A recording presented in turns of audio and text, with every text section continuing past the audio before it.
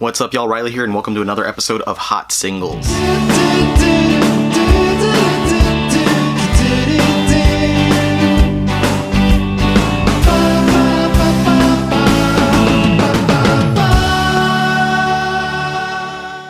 Welcome to Hot Singles. This is the third episode. I don't know when I'm going to start forgetting what number episode we're on, but this is the show where I talk about my thoughts on some of this week's biggest new issues. This is not a speculation show. This is a review show. So if you're looking for me talking about speculation on what issues you should buy because they're going to be hot later on, that's not here. Go somewhere else. I am all about quality and reviews and talking about how good things actually are, because I read my comics, and I want you guys to know what might be worth picking up. Anyway, as always, got to give the shout outs. Number one, thank you so much to the Patreon family. All you guys make this channel what it is. Thank you so much for helping me out to become better and make my videos better and all that good stuff. Anyone who enjoys what I do on this channel and would like to also become part of the Patreon family, go down below. There's going to be a link in the description where you can see all of the cool benefits you get, all the perks you get from joining and helping me out on Patreon. There's behind the scenes stuff, there's exclusive review videos, and I'm going to be doing a monthly live stream. I will announce the date for the first live stream soon, but it's just going to be basically people being able to hang out and talk to me about whatever for a period of time. And number two, always got a shout out to the other channel that I do work on, the Omnibus Collectors Network. If you enjoy what I do here, definitely check out that channel. I join a bunch of other awesome YouTubers, and every week we do multiple episodes talking about comics, manga, video games, TV, movies, anything you want to talk about, we're probably going to talk about on there. We have a ton of fun, so join us over there. Again, if you like what I do here, then definitely check them out. And if you're new to my channel, welcome. Thanks for checking me out, and please consider hitting that subscribe button down below if you like what you see. Alright, so Hot Singles this week, not the most exciting week. I think I read about 25 new issues, but there were a couple of highlights. So let's see, from DC, the main issue that I'm thinking about from DC this week is, of course, this week's installment of Death Metal. We got the Death Metal guidebook this time, and I'm going to say off the bat, it was not what I expected it to be. I thought it was going to be like the Multiversity guidebook, where the issue it had a framing story, but the majority of the issue was just showing us the different Earths and what's different about each Earth. And I thought that's what we were going to get there. It was going to be like the same sort of thing, but for the dark multiverse, showing all 52 or however many Earths there are in the dark multiverse. But instead, it was more akin to the format of that Legends of the Dark Knights one-shot we got a couple weeks ago, where it was just a issue made up of a bunch of short stories.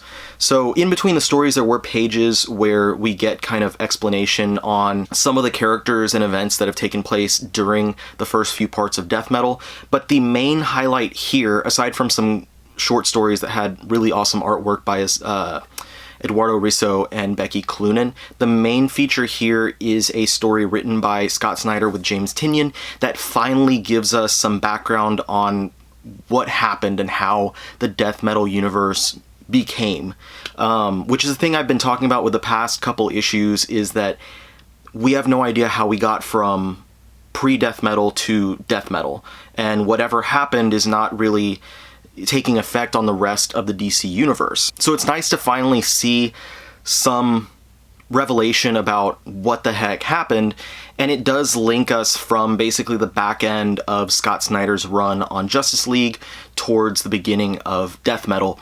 But I will say the way that the story was produced and the way it was framed was a little bit underwhelming. I was hoping that there was going to be something bigger, maybe bigger revelations about what happened, but it's all pretty simple stuff.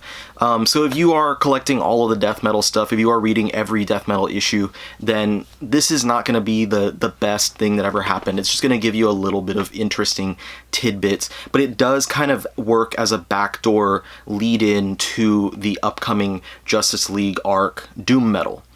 And speaking of Justice League, there was a new issue of Justice League this week. We just came off of Cy Spurrier's short arc on Justice League, and now we're starting a two-part story arc written by Jeff Loveness, who's done some work over at Marvel, and he's also one of the writers who's worked on Rick and Morty. And he's using the Black Mercy. The Black Mercy is the plant that basically puts people into some sort of a trance-like state and has them seeing their deepest desires.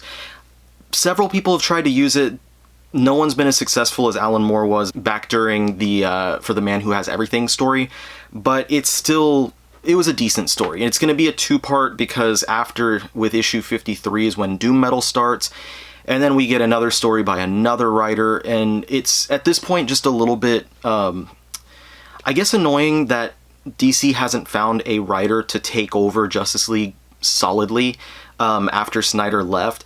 But at the same time, I'm guessing that they don't really have to at this point, because after Death Metal and after this Doom Metal arc ends that's coming up, I think that there's going to be a lot of relaunches for a lot of titles, and Justice League's probably going to be one of those. So we'll likely see a new full-time writer take over on Justice League at that point, but right now they're just trying to fill in material to get us there. Also from DC this week, there were 2 Wonder Woman issues.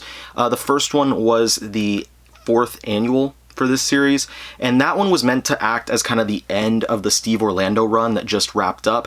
But the problem is that Steve Orlando's run wrapped up 2 issues ago with the teaser at the end of that issue saying to be concluded in annual number 4. And then we got 2 issues by Mariko Tamaki, which I've really been enjoying her run.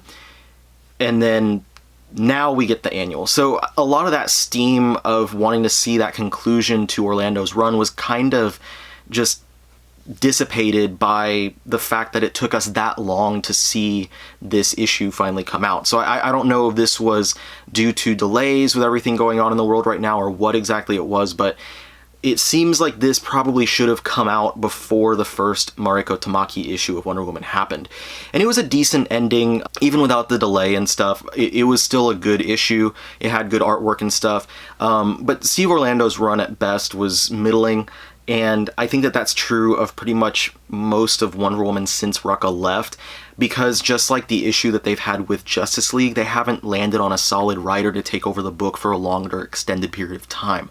So I'm hoping that Tamaki will stay on the book for a while, because like I said, I'm enjoying her run so far. I like her writing. I've liked her writing on other stuff. I like the artwork in there. So I'm hoping that it lasts for a little bit and we finally get a good longer run on the character. And then the other Wonder Woman issue was the final issue of Wonder Woman Dead Earth, which is the Black Label miniseries written and drawn by Daniel Warren Johnson. Daniel Warren Johnson, if you're not familiar with his work, he's done a couple of other series over at Image. Murder Falcon is the most recent one, and Extremity. And both of them are fantastic series, so I recommend them if you haven't read them yet. But he has a very, like, the best way to describe his style is it's very metal. Like, there's, and that's kind of spinning off of my impression from him from Murder Falcon, where the series is about a lot of stuff to do with metal. So I really recommend that if you're a fan of rock music and metal music and stuff like that, check out Murder Falcon for sure. And he brings that same kind of energy to his Wonder Woman miniseries. So I really enjoyed it. It has fantastic artwork. It has just a really great take on Wonder Woman and the DC universe. And it makes me really hope that this is not the last time we see Johnson doing work at DC, or at Marvel for that matter. It'd be nice to see him do something over there. So some cool stuff from DC's side this week. There was a few other issues that I read. Of course, the new installment of the Joker War. That event is going along really well. I think that James Tynion IV is doing a good job with that stuff. But I think I'll talk about that more in depth whenever that arc comes to its conclusion. Anyway, on the Marvel side, not as many big issues came out. There were a lot of good stories coming from Marvel. There's, new X-Men issues, like the new Wolverine issue is fantastic. But I would say the main focus that I would lend over at Marvel is the first issue of Maestro. Now, if you're not familiar with Maestro, this is an alternate future evil version of the Hulk that Peter David created back during his run on the Incredible Hulk in the miniseries Future Imperfect. And this series, this 5-issue miniseries, is meant to act as the origin story behind Maestro. So we're introduced to finally what turned Bruce Banner into this character. So I'm a big Hulk fan, I'm a big Peter David fan, so I knew going to this, I'm probably going to be biased and I will enjoy this. And man, it was really good. I really, really enjoyed this first issue. And I'm really intrigued to see how they play out this storyline in leading towards him becoming the Maestro, and how the world that is around him influences that change. So I'm looking forward to keep going with this. I think it's going to be a really great miniseries. I hope that the reason they're bringing Maestro back in this miniseries is because the character is going to be used somewhere else. Maybe they've already announced that and I'm just not paying attention. But yeah, I really enjoy this. I like this take. I can't wait to read more of it. Peter David is one of the best writers in comics for the past several decades. So yeah, pretty much anything by him I'm going to be enjoying, I would say. Also for Marvel, we got a couple more tie-ins for Empire. I've mentioned before, I'm still pretty lukewarm on the Empire event, and I think that the biggest critique that I can say at the moment is the fact that we're heading into the final issue, into issue 6 of Empire. And even then, it still doesn't really seem like much has happened. Nothing's been outrageously bad. Nothing has happened where I'm like, I can't believe they would do that to one of these characters. But it just seems like nothing really has happened there. So once that event wraps up and stuff, I'll probably reread the main 6 issues of it and then talk about it again. But as of now, it's just kind of, it seems like a big bunch of nothing. I know there's one thing that's going to happen in the fallout of the event, but it's nothing nearly as big as what we usually expect from these sorts of comic events, like something big, something line-wide like Empire's meant to be. Alright, and then there was only one book not from the big 2 that I wanted to talk about this week, and that was the new Power Rangers issue from Boom. And this was the first of a 3-issue miniseries based around Draken and the world that he comes from.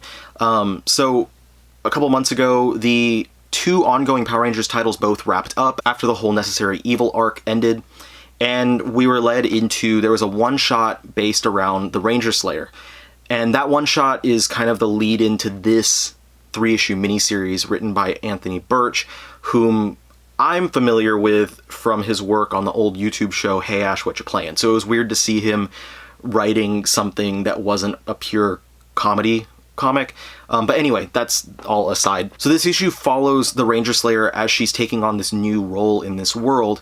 And spoiler alert, if you haven't been keeping up with the Power Rangers titles, you might want to peace out at this point on the video.